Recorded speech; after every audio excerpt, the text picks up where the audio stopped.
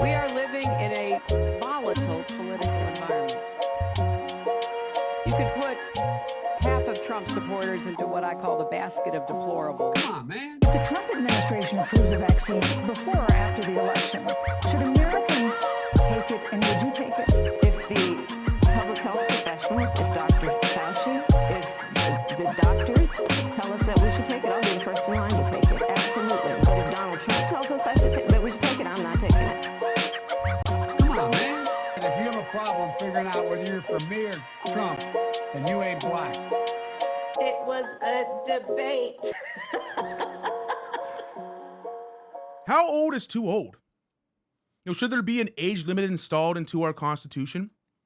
Was there a process already installed by the Founding Fathers to deal with the aging politician who refuses to give up power? Perhaps the Founding Fathers anticipated that voting patterns of the populace would revert into a habitual state. Even if the leader is subpar, they have been voting them in for years, so why change? Maybe that is why the Founding Fathers left it up to the state legislators to choose state senators, not the populace. It was a way to keep the populace from habitual voting habits. The House reps had more power because they could choose senators, which gave voters more power. It made our local elections more important because mayors, city council members, and other governing bodies like the sheriff and DA would someday be running for House seats. Allowing the people to vote for senators weakened the role of our House representatives, which sadly made the importance of our local officials obsolete. That is why we are currently in a situation with senators who are visibly in declining health yet refuse to retire, because voters see a familiar name or a person with an RD next to it, and they fill in the box. Unfortunately, watching the mental decline of Mitch McConnell and Dianne Feinstein on live television is where we are at. Both not stepping down because of special interests that have nothing to do with their constituents and everything to do with making sure power gets transferred to the right people. That's where we're at. Anyways. So, in today's show, we will be talking about the movement that was defund the police and what happens when you actually defund the police. And today's big lead will be about Enrique Tarrio and the hypocrisy of the DC judicial system. A 22-year sentence is overkill. Just saying. All that and more. Welcome, everyone, to another episode of the Deplorable Talk Show. You are here with Mr. Deplorable himself, Israel Perez. So, this is a show where I give you my unfiltered opinion on politics and culture. I know nothing about the things I choose to talk about, but this is America, where opinions are just like assholes. Everyone has one. I just choose to record mine and spread it on the internet. So, Minnesota.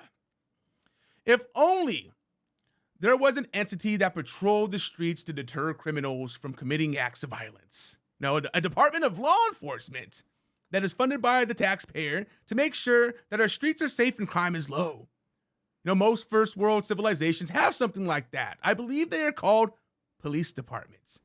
And you'd expect a first world country like the good old US of A would have well-funded police agencies in its big cities, where crime is more likely to occur due to population density. And we did at one point. It wasn't until the summer of love that everything changed. Minneapolis, the great trendsetter of defund the police, did exactly what I just said. They defunded their police department. They did so in honor of their golden calf, George Floyd.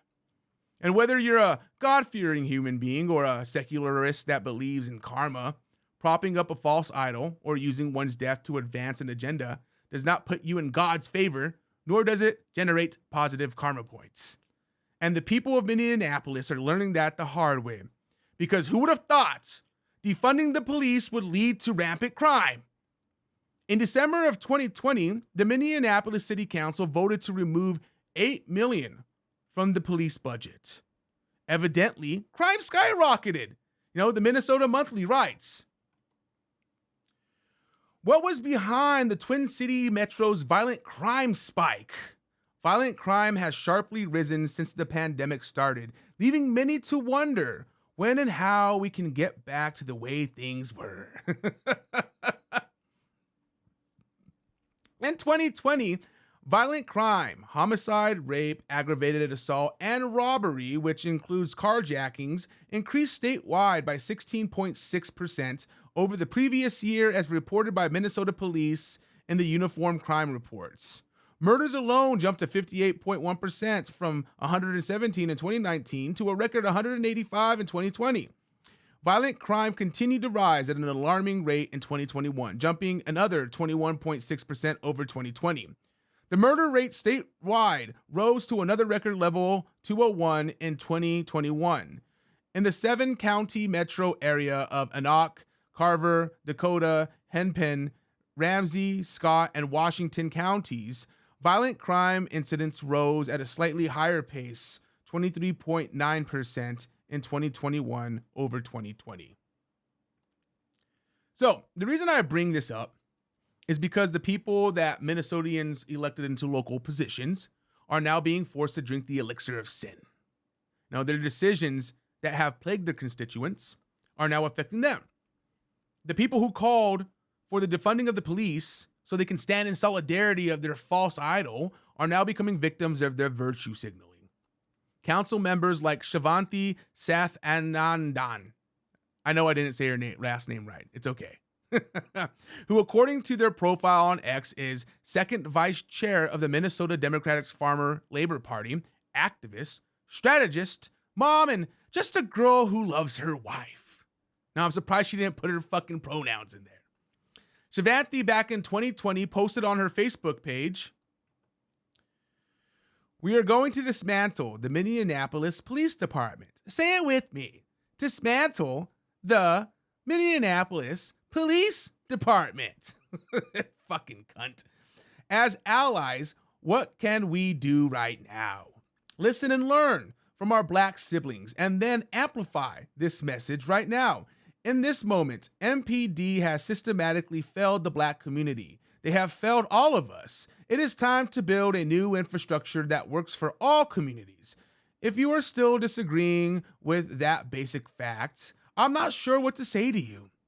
I'm proud of the radical leadership and organizing of Jeremiah Bay Ellenson and Philip Cunningham. We need to support them and all the city council members and electeds who are working alongside them. Today, the Minneapolis City Council has an emergency hearing to approve a court order outlining immediate changes for MPD and a framework for systematic change. Thank you, Minneapolis school board members, for getting this done exactly how it should be. MPD should have no place in our children's schools. You know, suburban moms like Shivanti don't understand how bad crime is in metropolitan areas. Now, that's why they push dumb bullshit like that, because they believe themselves as saviors, a voice for the unheard. Now, I don't think Shivanti's a bad person. I just think she's a well-intentioned, college-educated liberal with a savior complex. And she doesn't understand the possible consequences of her actions. And as Newton's law states, every action has its consequence, and Shivanti was dealt that in spades on September 6th. Yesterday, my children and I were violently carjacked in the driveway of our home in Minneapolis. 4 young men, all carrying guns, beat me violently down to the ground in front of our kids. The young men held our neighbors up at gunpoint when they ran over and tried to help me. All in broad daylight. Look at my face in the picture. This is the face of a mother who just had the shit beaten out of her. A mother whose only thought was, let me run far enough and fight hard enough so that my kids have a chance to get away.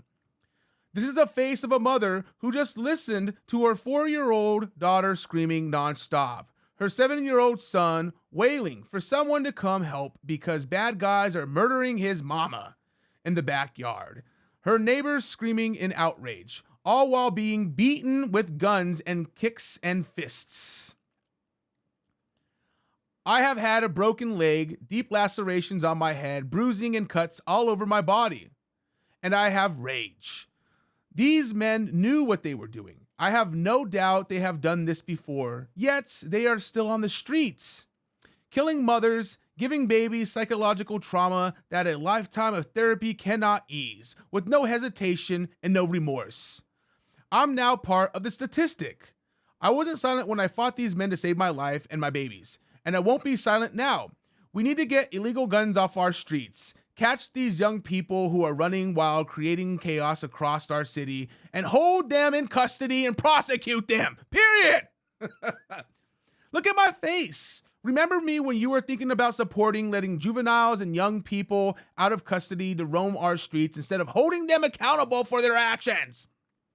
You could have been reading the obituary for me and my children today, but instead I'm here to write this. Look at my face. These criminals will not win. We need to take back our city, and this will not be the last you hear from me about this. Thank you to the incredible Minneapolis 4th Precinct officers, Mayor Free, Chief Aurora, paramedics, neighbors, friends, and DFL family who all came to our aid during this terrifying experience. I'm so grateful for this community that wraps us in love. And you can see her face. You know, I hope she was looking in a fucking mirror when she wrote that. She had nothing to say about the rampant criminality that had risen as a result of her activism until it happened to her, or as she put it, until she became a statistic. Where was her outrage when crime rose 23.9% in 2021? No, I don't feel sorry for her at all. No, I feel sorry for her kids. No, I feel sorry for the people of Minneapolis who have suffered because of her activism. No, I hope that was a wake-up call for her, and I hope she puts as much energy into fixing crime as she did to create it. No, I wouldn't be surprised if in the future she gets shunned by her own party because she starts speaking out against policies that don't fix the crime problem, but exacerbate it. Because that's what Democrats do. Anyways, let's get into the big lead.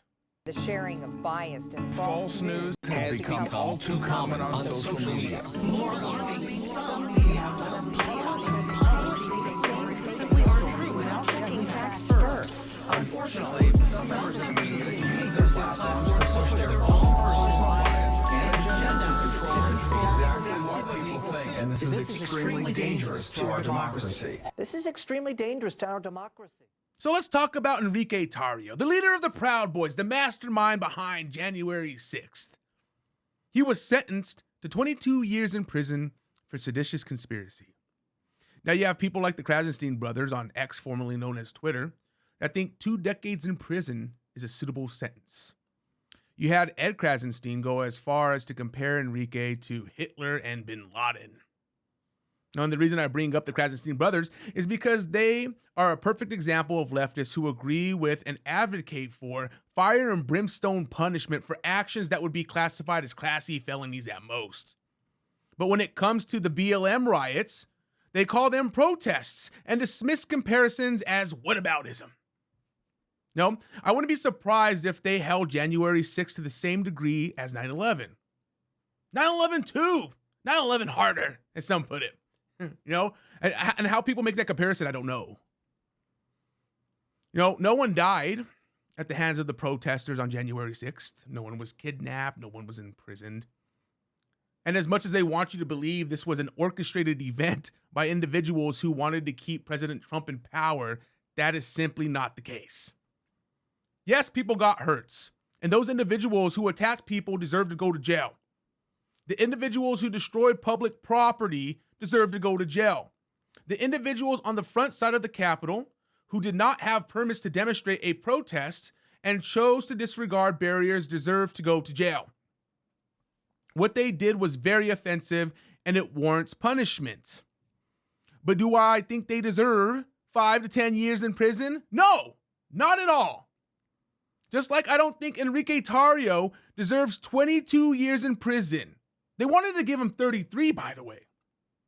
No, what did Enrique do to deserve 22 years in prison? He wasn't leading the so-called troops to storm the Capitol. No, he was banned from Washington, D.C. by a court order because he burned a BLM flag. So if he wasn't there in person to lead the charge, how do you link him to the crime that he conspired with individuals there that day to overthrow our governments stop the transfer of power? Now, that's a great question. And let's see what Ed Krasenstein has to say. No, Enrique Tarrio didn't break windows, harm officers, or even walk into the Capitol building. No, bin Laden didn't fly the airplanes. No, Hitler didn't personally harm anyone. That doesn't mean that Hitler and bin Laden weren't pure evil or that Tarrio isn't a criminal. Enrique Tarrio still partook in seditious conspiracy, and that's what he was sentenced for today. People have to stop pretending that criminal conspiracies require physical acts of harm. That's not how the law works. Today's sentencing sets a precedent to convince others not to attempt to overturn an election in the future. That's valuable to the future of America. Oh, okay.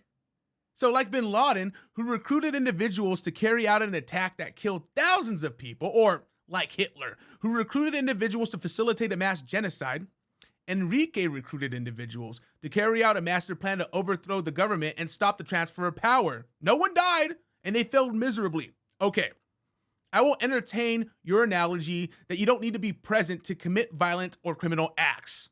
But that would imply that he sent out orders to individuals to carry out his plan for him, and that those individuals went out and rallied people at the Capitol to orchestrate his plan, which was to stop the transfer of power.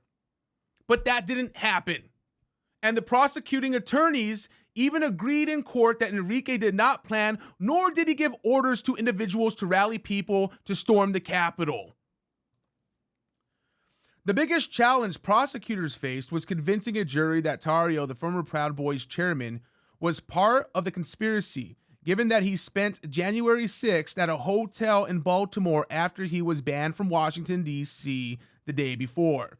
Tarrio, in encrypted messages revealed during the trial, acknowledged receiving a message from someone who wanted to storm the Capitol, but did not directly endorse that plan, and prosecutors seemed to concede that much of what happened on January 6th happened spontaneously. So, if Enrique wasn't there in person on January 6th, nor did he orchestrate a plan to undermine our democracy by stopping the transfer of power, how do you find him guilty of seditious conspiracy? Well, if we go back to that article and read the last paragraph, NBC spells it out for us. What they were able to show was that Tarrio said he wanted a spectacle on January 6th, and that he celebrated the attack on the Capitol after it happened, giving the Proud Boys credit for the breach. So, Enrique is guilty of seditious conspiracy not because he was there leading the charge, nor is it because he sat down with other individuals of the Proud Boys to orchestrate a plan to stop the transfer of power. He is guilty of seditious conspiracy because he said he wanted to see, and this is me editorializing, a massive event of solidarity behind what he thinks was an unfair election. Spectacle is a very vague word, and I think the prosecution took it out of context. And the fact that he celebrated the protest on January 6th and smugly took credit, that's why he's guilty of seditious conspiracy. Not because he committed crimes, but because the government saw him as a political adversary, and they knew a jury in Washington, D.C. would convict him of a crime for simply spitting on the streets. Enrique Tarrio is a political prisoner.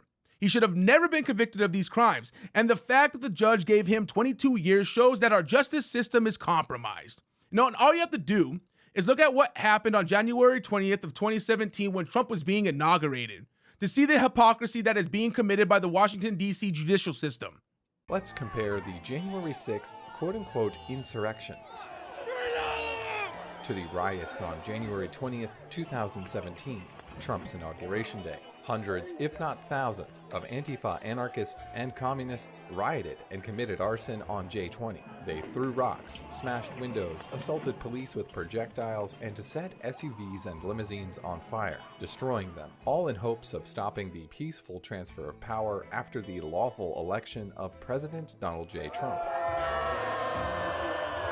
Epic. 235 J20 suspects were charged with various felonies and were liable to serve between 25 and 70 years in prison, with fines as high as $25,000. But a funny thing happened on the way to justice. They were quickly bonded out. and then the judges rigged the cases to free the defendants. An example? U.S. Superior Court presiding judge Lynn Leibovitz, a George Bush Jr. appointee, forbade the prosecution from using phrases like Antifa and Black Bloc, and just before deliberations threw out the felony riot charges. Just 2 defendants were convicted, but Leibovitz suspended their sentences. Only one of the 235 defendants, Dane Powell, did any jail time, and it was only for 4 months. Let's contrast that with what happened at the January 6th protest to stop the Electoral College count and ensuing Big Steal. The J6 protesters weren't bonded out, and some are in solitary confinement. The feds arrested more than 570 January 6 protesters, more than twice as many as they arrested for the January 20th mayhem, and charged many with quote-unquote civil disorder, obstruction of an official proceeding, and violent entry into the Capitol building. Nicholas Stix writes, J20 rioters did exactly what judges and prosecutors have accused the J6 defendants of doing. The rioting communists tried to prevent the peaceful transfer of power after a lawful election. This is life in the anarcho-tyranny, as Sam Francis described it, in which criminals aren't punished, which is why it's anarchy, but the innocent are, which is why it's tyranny. Can you believe that shit? No, and not only did no one get convicted for burning down DC on January 20th, but DC in April of 2021 paid out settlements of $1.6 million to rioters who burnt down DC. That's fucking insane. And if you're saying, well, that's not comparable because no one was calling for the electors to defy the voice of the people in 2017, that's not true. Donald Trump getting one step closer to officially becoming the next president of the United States today. All 538 members of the Electoral College casting their ballots across the country. The typically ceremonial process in the spotlight, since some are urging electors to go rogue and block Trump from the office. For that to happen, though, 37 Republican electors must switch their votes, a scenario seen as highly unlikely. Republican members of the Electoral College, this message is for you. As you know, our founding fathers built the Electoral College to safeguard the American people from the dangers of a demagogue and to ensure that the presidency only goes to someone who is to an eminent degree endowed with the requisite qualifications. An eminent degree. Someone who is highly qualified for the job. The Electoral College was created specifically to prevent an unfit candidate from becoming president. There are 538 members of the Electoral College. You and just 36 other conscientious Republican electors can make a difference. By voting your conscience on December 19th. And thereby shaping Defy the will of the people? I'm not asking you to vote for Hillary Clinton. Yes, you are. I'm not asking you to vote for Hillary Clinton. I'm not asking you to vote for Hillary. Is that fucking Moby? As you know, the Constitution gives electors the right to vote for any eligible person. Any eligible person, no matter which party they belong to. But it should certainly be someone you consider especially competent. Especially competent to serve as President of the United States of America. By voting your conscience, you and other brave Republican electors can give the House of Representatives the option to select a qualified candidate for the presidency. I stand with you. I stand with you. I stand with you. I stand with you in support and solidarity with conservatives, independents, and liberals. And all citizens of the United States. The American people trust that your voice speaks for us all. And that you will make yourself heard through the constitutional responsibility granted to you by Alexander Hamilton himself. What is evident is that Donald Trump lacks more than the qualifications to be president. He lacks the necessary stability. And clearly the respect for the Constitution of our great nation. You have the position, the authority, and the opportunity to go down in the books as an American hero who changed the course of history. And you have my respect. You have my respect. You have my respect. For your patriotism. And service to the American people. Can you believe that shit? They were asking the electors to defy the will of the people. The hypocrisy. You know, now I know people are going to say, well, that's just whataboutism. Because that's the new buzzword for dismissing arguments. Whataboutism. You know, and I understand when someone makes a ridiculous comparison that has nothing to do with the argument, but tries to tie it in somehow. And that's a perfect situation to use the word whataboutism. However, when the comparison is tit for tat and shows outcomes from one situation versus another, It's no longer whataboutism, but rather an argument to demonstrate the hypocrisy inside that view. But I will leave you with a whataboutism that you can complain about. So, Enrique Tarrio was convicted of seditious conspiracy because he orchestrated an event to storm the Capitol to stop the transfer of power. He was sentenced to 22 years in prison. Now, if you think that was a justifiable sentence, what about Shannon Brandant? September of 2022 in North Dakota, Shannon Brandant killed 18-year-old Kayler Ellingson by running him over with his SUV. The killing was politically motivated. Brandant, after an argument with Ellingson, began to chase him with his SUV. While Ellingson, the 18-year-old boy, was calling his mother for help, Brandant ran him over, killing Ellingson. Brandant, after leaving the scene, called 911 to let them know that he had ran over a teen who was part of a Republican extremist group and was in the process of calling his extremist buddies to come attack Brandant before he ran the teen over. On September 8th, Brandant was found guilty of manslaughter. Not murder, but manslaughter. And he was sentenced to 5 years in prison with credits of 1 year served. How can you justify 22 years in prison for Enrique Tarrio, who did not kill, violently attack, or threaten anyone, when a man who committed a politically motivated murder gets 5 fucking years in prison? How do you justify that? There's your fucking whataboutism. And that ends the big lead. The sharing of biased and False news has become all too common on social media. More alarming, some media simply aren't true without checking facts first. Unfortunately, some members of the media use their platforms to push their own personal bias and agenda to control exactly what people think. And this is extremely dangerous to our democracy. This is extremely dangerous to our democracy. So, now I don't want to end the show on a heavy note like that. So here's Trump making fun of Biden at Rapid City, South Dakota. No, he makes up these stories, like there's a picture of a fighter jet. I used to be a fighter jet pilot. Then there's a picture of a truck. I used to drive a truck. And then there's a picture. He does everything. This guy. The worst is, did you ever see his golf swing? He said he's a 6 handicap.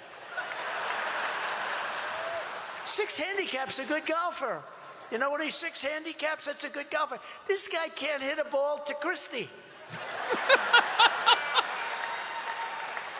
He's a 6 handicap. I think that's the greatest lie of all. Do you want to know the truth? What a comedian. You got to give it to him, man. He's fucking funny. You can't take that away from him. Whatever you think about him, he's fucking funny. Anyways, that ends the show, guys. Thank you for watching. If you like the show and are watching on Rumble or YouTube, please give a like and subscribe. If you are listening on Spotify or Apple, hit the subscribe button. Anyways, take care, guys. See you next episode.